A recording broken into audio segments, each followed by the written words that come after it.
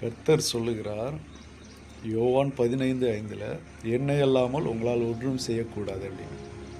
கர்த்தர் நம்முடைய வாழ்க்கையில் இல்லைன்னு சொன்னால் நமக்கு எவ்வளோதான் அறிவு, ஞானம், புத்தி, எல்லா திறமையும், படிப்பும் எல்லாமே இருந்தாலும் நம்மளால் ஒன்றும் செய்ய முடியாது. அப்படியே செய்தாலும் கூட அது எல்லாமே ஃபெயிலியராக மாறிடும். அது எல்லாமே தோல்வியில் முடியும், நஷ்டத்தில் முடிஞ்சிடும், தீமையில் முடியும், சாபத்தில் முடியும். ஆரம்பம் நல்லா தான் இருக்கும். கர்த்தர் இல்லாமல் நம்ம செய்கிற எல்லா காரியமும் ஆரம்பம் நல்லா தான் இருக்கும்.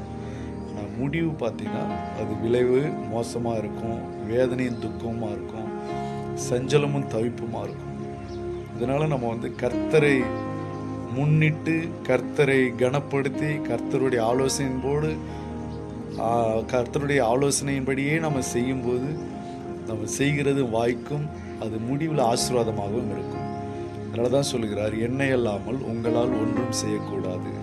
அதனால் கர்த்தரை வைத்து, கர்த்தரை மகிமைப்படுத்தி நாம் செய்யும்போது அது நமக்கு ஆசீர்வாதமாகவும் நன்மையாகவும் முடியும்.